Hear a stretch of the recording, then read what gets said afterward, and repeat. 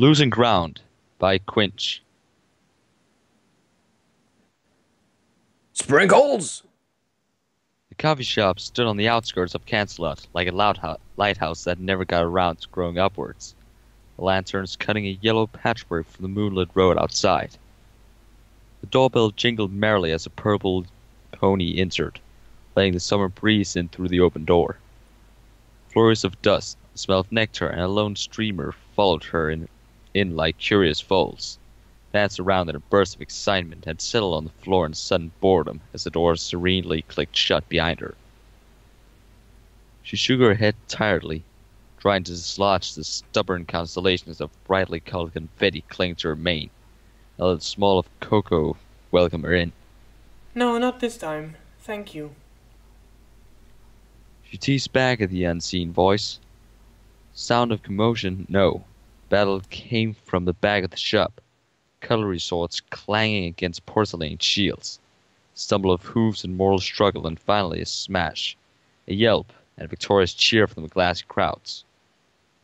Luna snickered. Roofs clicked a mute waltz over the wooden floor as she strolled over to the checkered oasis in the middle of the shop, fruitlessly craning her neck to catch a glimpse of the racket in the back.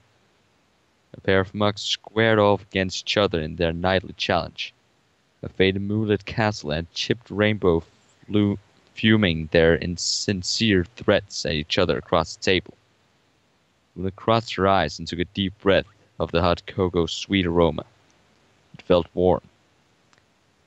It was a minute and half a cup later when another pony walked through the kitchen door, a plate of waffles in his mouth, hooves clobbing a half of a jaunty two-step as he weaved his way between bare tables and upturned chairs, with the legs sticking in the air like a forest of confused lightning rods.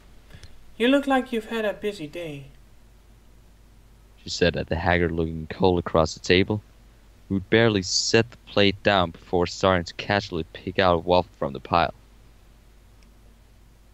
My parents took me a few summer sun celebrations when I was younger. He nodded, dipping it into his own mug. His mane wobbled along the perfect split at the top of his head. Luna sniggered again under her breath. I didn't expect the chaos of being on the business end of it. It gets busier every year. At first it was just the ponies in Canterlot. Then they started coming in from all over Equestria. And now creatures from all over the world come to the celebrations. The pony finished. If I never see another dragon again, it'll be too soon. Dragons? Luna's smile vanished and she put the cup down. Has one of them been bullying you? No, The pony answered quickly, putting a hoof up. nothing like that. Do I need to give someone a talking to? Not at all, I mean... He looked down apologetically, away from the piercing glare. Most of them were really polite, but... But... Some... Yes? A few, really. Go on. Kept. The pony paused, glanced up at the pair of green eyes locked on his, fumbled for words that wouldn't make him feel like a complete fool, and gave up. Setting the tablecloths on fire. Luna stared, her face a mask of worry and anger. Then a giggle bubbled up from the depths. Young ones, right? She forced down a chortle. Pony tilted his head quizzically. Yes. Yellow scales? Red fins on their head? How did you... And you ran out of gemstones, didn't you? Her face peeled into a crazy grin, and she exploded into laughter, leaning into the table, a hoof covering her face as she giggled manically. Well, that's hardly an excuse to... They couldn't stop burping! Luna squealed between giggles, gasped for breath, and broke down again. The colt stared. See? Luna said once her laughing subsided, wiping away a tear, giggles lurking in the wings, eyeing an opportunity for a rematch. Yellow dragons, when they're growing up, they can't digest anything except gems, right? Except I bet they didn't know that yet. So when you gave them, what, normal pony food, you just scarfed it down, right? I still don't understand. It's not that big a deal in Equestria, but we do get a lot of visitors from Weirmundas, and see, they think burping is a little She grinned wider. impolite. Pony mulled that over. So they waited for me to turn my back. Because they didn't want you to see them. Held it in but when they didn't think anyone was looking. And since dragons belch fire, The colt put a hoof over his face. They kept burning the tablecloths. in the middle of a crowded restaurant. Luna laughed. How I wish I could have seen it. Explains why they kept putting their hands over their mouths. I thought they were just laughing at me. He tilted his head. How do you know so much about dragons? Luna smirked back. You have to know these things when you're a princess, you know.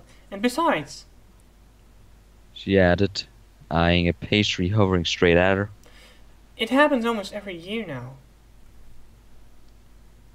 Movement outside caught her eye, and the pastry almost knocked her crown off before she picked it up in her hoof and took a thoughtful bite.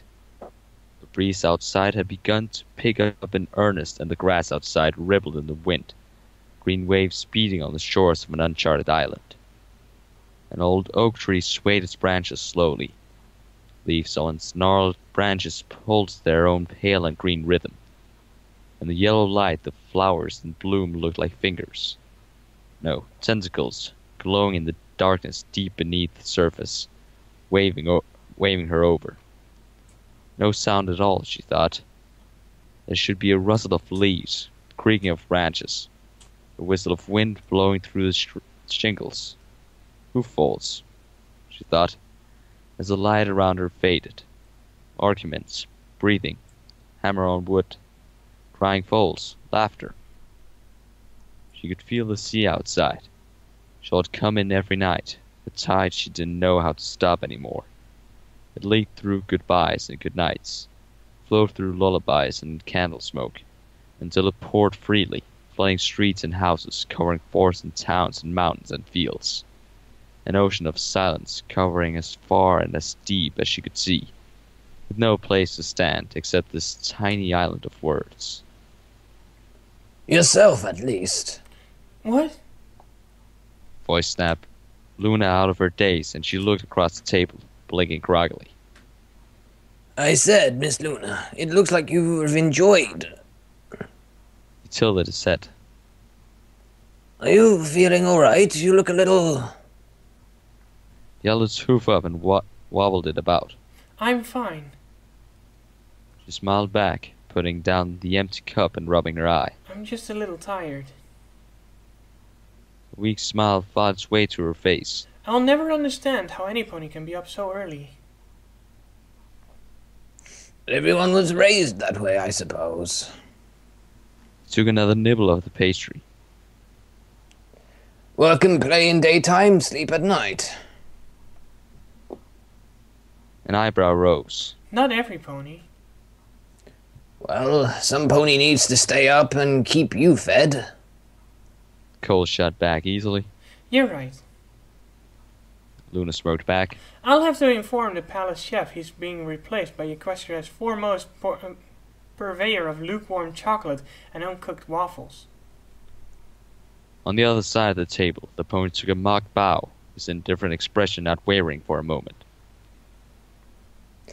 Predictably, your penchant of pastries past the purchase period is perpetually perfect, Miss Luna.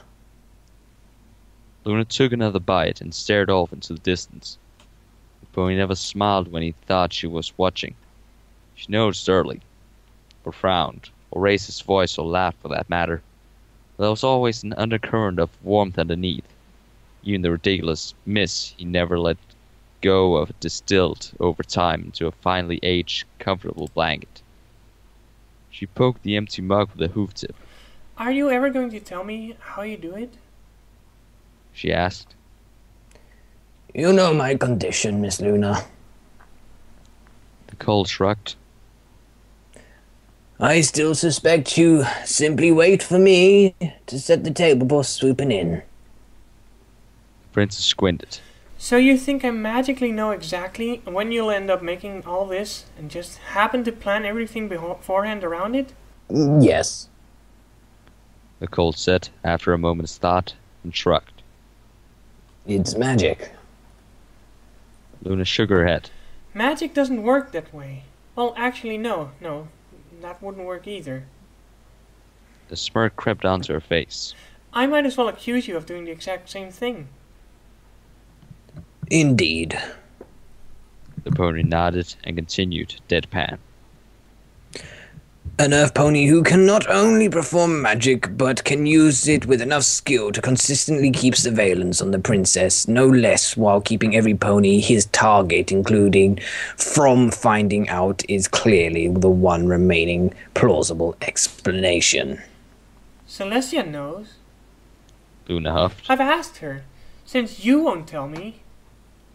She glared across the table. And you know what I found out?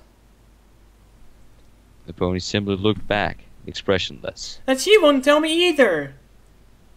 Luna yelled at the ceiling, her ears twitching in irritation. When I asked her, she just gave me that same little grin of hers. You know, the one when... We've never. She knows that you already know, and it's going to smack you in the face when you least expect it, and then you're going to feel like a complete mule just for asking. She groaned and dropped her chin on the table, plastering an exaggerated pout on her face for good measure. The chipped mug, an inch from her nose, pouted right back. Disapproving of its insubordination, she pushed it aside, resting it precariously at the edge of the table. I love her so much, but sometimes...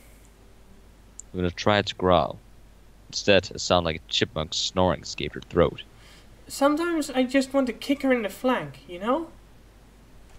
I can relate. The pony nodded. In fact, there's this filly that comes in here every night or so. Oh, ha ha! Luna wiped the pout from her face and smiled across the table. Anyway, it's not like earth ponies can't use magic, you know that. Heck, I could even teach you. Even Celestia has her star pupil and I... Her smile faltered for a moment before raising its banners and trumpets blaring, making another charge. I always have time. I know, and thank you. The pony hesitated.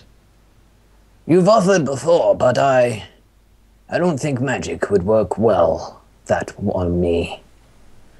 Odds are I'd set fire to half of Canterlot by accident. I wouldn't even need draconian indigestion to do it. Well, it would have made the summer sun celebration a little less of a trial, at least. Luna tried to force a laugh. I'm sorry, that was mean. Every year gets a little more disheartening. The celebration? Why so? Pony quirked his head. With so many ponies coming to see you... See me? See me? Luna snorted. They don't come to see me at all. All of them want to talk to Celestia. I'm not jealous, really. I'm not, but... She put a hoof on the table. Did you know that foals barely even know who I was? When one asked their mother what I do, and she said I raise the moon every night, you know what they asked back? Luna opened her eyes wide and slagged her face. What's a demon? She trolled and sighed. Not one pony even tried to talk to me. Not even say hi. Just She looked down at the checkered table. to talk. Ask me anything. Thank me for the moonlight or the stars. Or anything, really. That's strange. Pony answered, picking out the last of the wobbles. Then again, with every pony sleeping at night, maybe that's not strange. Why do they do that? She asked. Why don't they ever come out at night? Why do they always hide from me? The pony shrugged. I don't think they're hiding. Every pony needs rest sometime, after all. But why at night? Luna asked. Why always at night? Because every pony else does, I suppose. Well, almost every pony. He quirked an eyebrow, as expressive as he ever got, intentionally at least. I live in Neverfleet Forest, so it's quite enough that I can sleep through the mornings. But I imagined it would be hard for any pony to sleep at all with so much noise everywhere. They could just as easily sleep in the daytime, but I assume it was simply a confidence it turned out the way it did. It wasn't a coincidence, Luna thought. She remembered the nights, the early nights, when Celestia would lower the sun and darkness fell. She remembered seeing that fear, that deep hidden terror of the dark in the eyes of the ponies. Lanterns and torches, candles and windows beating weakly away at the darkness everywhere, before the moon stopped being a stupid fairy tale for little foals. When every night ponies would walk with their eyes firmly on the ground rather than look up at the gaping starless empty pit above them, opening away into nothing. Some days she almost missed it. Almost. And now you and I are just about the only ponies who bother with the night anymore. Luna sighed. We don't have to be. Luna blinked and looked up, hopeful. What do you mean? It's simple enough. You and I sleep during the day. You could always sleep during the night. It would give you the chance to spend more time with your other subjects. I can't. Luna said, crestfallen. Really, I can't.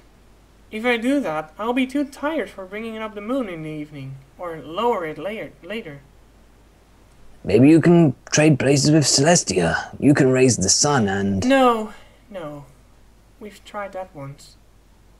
She shuddered under the memory. She can, and I can, but it's difficult. We agreed that we should both do what we best do. Besides... She managed a weak smile. It's my special talent. I've got the cutie mark and everything. If I don't make the nights as beautiful as I can be, then who will? The wind stopped. So you only have company from Celestia and, well, your visits here? On the lawn, the waves slowed, then froze. When she's not away, at least. Royal duty and all. A few hours here or there, when she can make the time. The air thickened, turning to water, glass. Tricky. Sound, a few more. A hoof tapping on wood. With so much spraying the sounds is punctuating it. I asked Celestia, though. Smile. Relief. Oh? Curiosity. Horn. She said I should just spend more time with my friends. Outside, the ocean drew back. Waves pulling away from the lighthouse shores, as though it were holding its breath. I wouldn't know, said the pony calmly and swallowed the last of the waffle. I try not to get attached. Ground lurched. Luna tried to keep her footing as the coffee shop swayed from side to side, gripping the table desperately like a raft in a hurricane. She felt something slam into the coffee house, once, twice, buckling the walls and twisting the rafters. Felt it roar, not in frustration, not in anger, but victory, joyous and savage and final. The ocean poured into the tiny building, through windows and doors, crushing the roof above, tide rising all around her, seizing its moment at last. She felt the ground fall out under her, screamed and clambered to higher ground in desperate panic. Beneath her, some pony stared at her in terror, took a step back, said something, then shouted. What's wrong? She barely heard the voice over the torrent. She had to leave. She had to escape. Nothing's wrong! Another voice, deeper, stronger, angry, no, terrified. She recognized it. It was hers. Your scream. You're huge. You're crying. You're floaty. Pony looked up at her, his face a mess of confusion, bewilderment, and disbelief. She almost laughed, but it hurt to breathe. Don't worry about it. She answered, struggling to keep her balance. I'm fine. You're standing on my table. Pony bellowed back in exasperation and jumped back as a crash reverberated through the shop. Luna looked down. A jumbled mess of colorful shards lay in a heap in the middle of a brown puddle. Luna. He said. His voice trembling, he took a careful step forward, holding a hoof out. Come down. You're scaring me. Luna leaned forward. She could feel the tide at her throat now, sensing the wave coming at her, as big as the world. Why are you scared? She answered, more calmly than she thought she could. I'd never hurt one of my subjects. The pony froze in mid-step. The fear vanished in an instant, giving way to anger. I'm not your subject. He spat. I'm your... She felt the wave hit, almost bowling her over. She could barely see any more and felt the current pull her down, hopelessly trying to get her bearings as the world around her spun like mad. She tried to breathe and almost choked for her trouble. Up on the ground, the pony put his hoof down slowly. Look. He pleaded. It would only take me a minute to look up. We'd go for a walk. Maybe. It's a beautiful night out. And she saw it. The way out, right in front of her. Shining and warm and blindingly beautiful. She swam toward it and desperately. Up. Take it before it's gone. Not tomorrow, not today, but now. You're right. Luna said, carefully stepping off the table. It is a beautiful night out. You're the first pony to say that in so many years. She stepped forward and put a hoof over the pony's neck, relief flooding through her. Thank you. She stepped back, wrapped her tail around her. Her mane twisted and enveloped her, stars swirling around her like a cloud. I'm going to miss it. Why? The pony looked at the magic, confused, hopeful and afraid all at the same time. What's there to miss? What I do best. The cloud said peacefully. And with that, it bent, twisted, turned in on itself, and vanished. 20 minutes later, as the confused pony turned off the lights and locked the doors, realization stabbed him like a knife through the chest. He turned to the palace just as a rainbow of light flashed from one of the towers. He thought he heard a scream, but he couldn't be sure. Dropping the keys, he galloped madly through the beautiful moonlit night.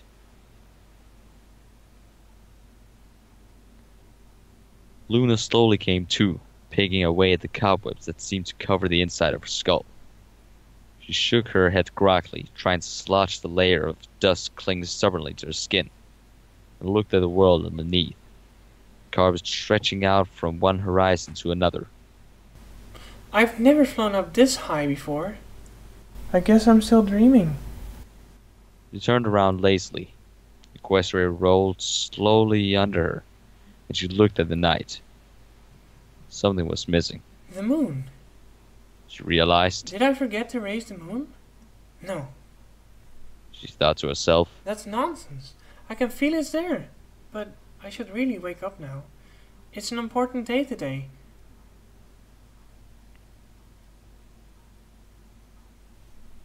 So many ponies to come to see her.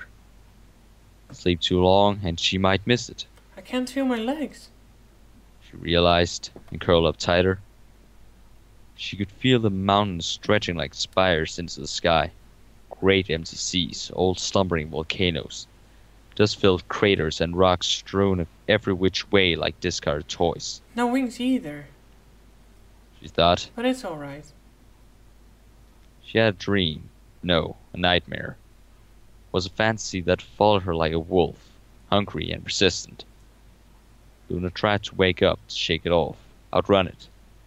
The more she woke up, the closer it got, snarling and snapping at her heels. She remembered flying into Celestia's bedroom, happier than she ever remembered being. She remembered words, friendly, hopeful, then disappointed and angry. She remembered shouting things, hateful and ugly and twisted, sharpened like knives and spat like venom. She remembered screaming threats at her sister until she couldn't hear her anymore. Luna shuddered and tried to push the memory aside. She looked so sad, she thought, looking down at her kingdom. She brushed the thin clouds away, streaming across the land like a beam of light. No light anywhere, not even in the coffee shop. And Poe was nowhere to be seen either. Not even on his way to Neverfleet Forest. Strange, she thought, and glanced towards the palace. Even strange to see Celestia on rampart, looking so light and fragile, as though a single word would blow her away like so many dry leaves. Moon reflected in her eyes, looking up, right, back, at. Luna screamed. Silence screamed back. Sprinkles? Luna glanced up through the cracked bakery door and quickly shut the bell, sneaking into the shop like a thief. She stepped inside, closing the door behind her as soundlessly as she could, and squinted at the blinding light. Yeah, sprinkles! A hubby full-like voice demanded from across the room. And keep 'em coming! Outside, the smell of donuts filled the late summer air. And with the bustle on the streets, Luna couldn't help but notice the shop was strangely empty. Even with so much attention on the gala, she expected to see more customers around, instead of a single baby dragon on a high chair, steadily working his way up to a sugar crash despite the half-hearted arguments of a chubby yellow stallion across the counter. She'd barely made it to a corner table, practically tip-clobbing across the tile, when the unicorn's face lit up with panic. Shoving a tray full of donuts at the sulking dragon with a mumble of, "Okay, fine, help yourself," he rushed around the counter, smacking the racks of donuts behind him with his flank, which wobbled precariously as he almost galloped across the shop. Good evening, your... He shrank from the sudden green-eyed glare. Luna. How may what can I get you? My usual, if you don't mind, Joe. Luna answered quietly, forcing a smile. Of course. Boney stammered, taking a few steps back, bowing at her. Bowing. Luna forced back a frustrated scream, looking across the room to the dragon putting away donuts like it was getting ready for 3 years' worth of winter. Maybe I should go on over, she thought, as the dragon morosely picked up yet another donut. He looked like he could use a friend. He did sound familiar, though, even if she couldn't place the voice. And didn't she see a baby dragon wandering around the palace the other day? It wouldn't hurt to try and strike up a conversation. As she looked on, he sneezed fire over it, then shrugged and shoved the charred mess in his mouth anyway. On second thought, maybe not. She sighed to herself and drooped her eyes, letting the sound of merrymaking outside wash over her. Waves of laughter, shouts, sarcastic mutterings, squeals, and chatter rose and fell, until she felt like it was a river carrying her along, everywhere and nowhere at all. Your Majesty?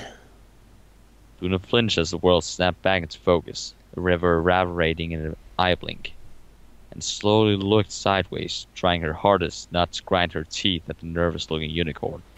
No, thank you, Joe. That'll be all. He squeezed out between clenched teeth.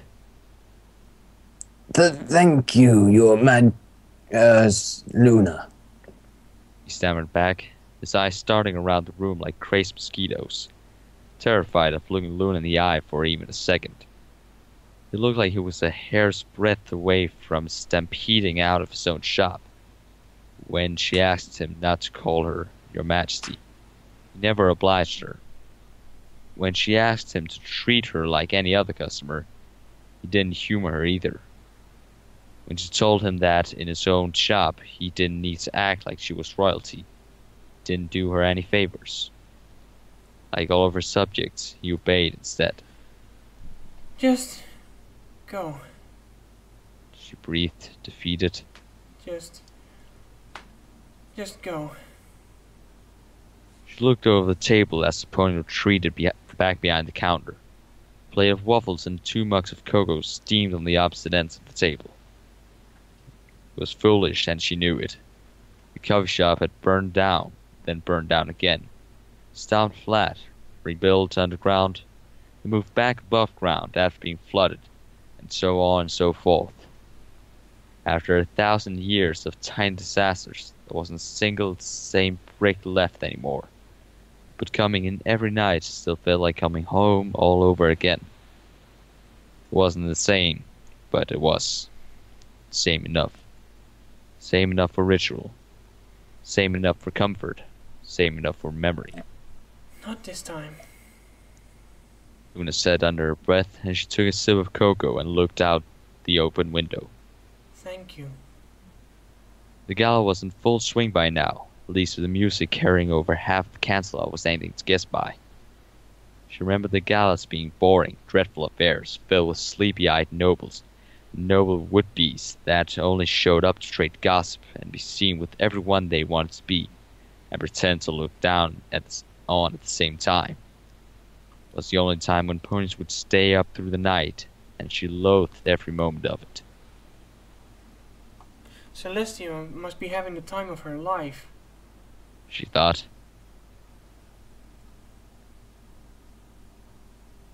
Looking out at the moon. What's it feel like to raise the moon anyway? The question floated in her mind like a leaf on a breeze, a stray memory from a lifetime ago. It feels like the smell of stone and moss growing in the cracks between. Cool but never cold. It feels like aches in your legs, ascending the palace tower even though she could easily fly up, savoring the trip one step at a time. It feels promising, looking up at the empty sky. As my sister gives it back to me. It feels like spreading your wings and closing your eyes and lifting the moon from under the horizon, like something fragile and precious and hanging it from the sky for everyone to see. It feels like awe and comfort and pure naked joy at the sight of fairy tales come true. It feels like thousands of tiny pinpricks and stars come out, some shine twinkling, others bold and bright, stepping out from behind the curtain of the sky, like actors in the greatest show in the world, there to perform just for you. She probably dodged the question. It would have sounded like she was bragging. Some nights you stand on the tower and look across the horizon.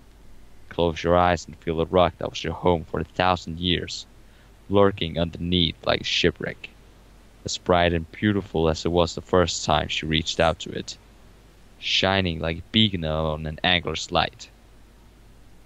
Some nights it feels like the calm, soothing voice of your sister, whom you trust more than anyone, telling you it's all right, and believing her. Some nights it feels like an anvil, stubborn and heavy, dragged slowly, inch by painful inch, because you're too afraid of yourself to touch it again. Luna, she'd said. Please, stop hiding away. You've been banished for 1,000 years, and yet you still punish yourself. Come back home. Celestia looked into her sister's eyes, then looked down.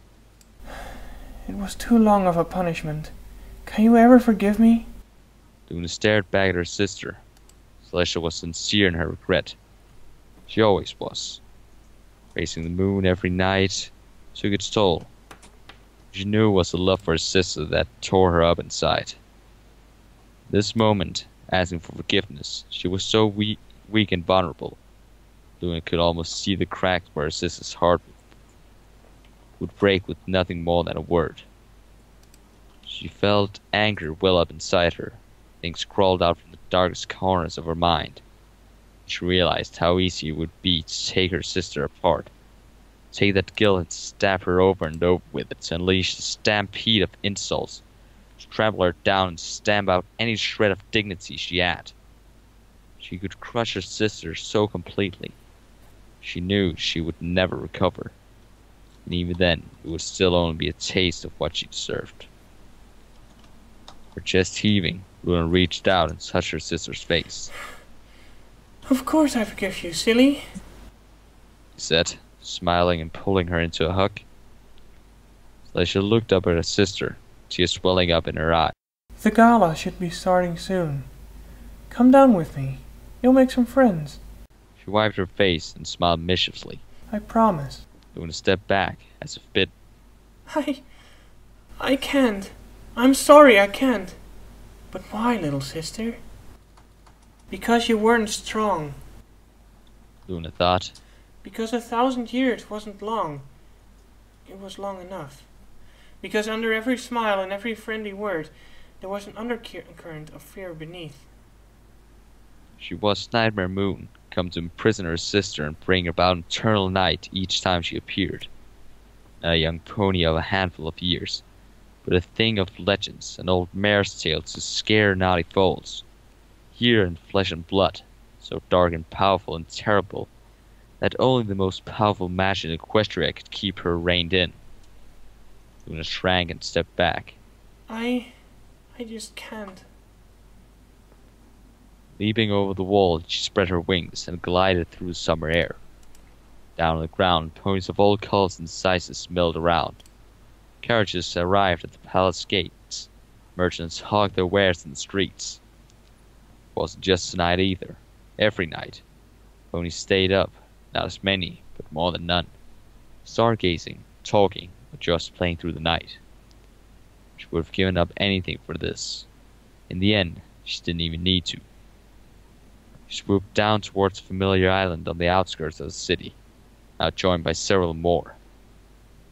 Each night, she expected in some hopeful part of her mind to find a pair of hot mugs, a plate of waffles, and a pony waiting for her by a checkered oasis.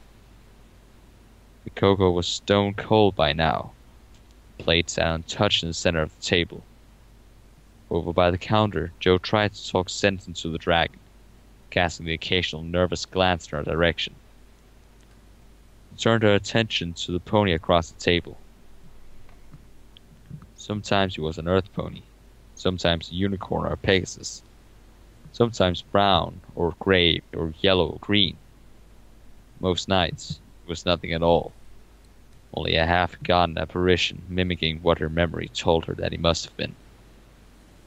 Luna tossed a pair of coins on the table and stepped outside. A gaggle of ponies that looked as though they'd wandered out from an explosion staggered past her. Bells jingled merrily as they went in. She fluffed her wings and took off casually, letting the bustle underneath carry her up like an updraft, and slowly taking wider, stronger flaps as Cancelot receded under her. Sloppy, sloppy, sloppy, She thought, looking up at the tilted, off-balanced moon in the sky, grudgingly framed by a handful of stars. But it'll do. Soaring above a world that was everything she ever wanted to be, wings beating against the thinning air, Luna flew home. The end.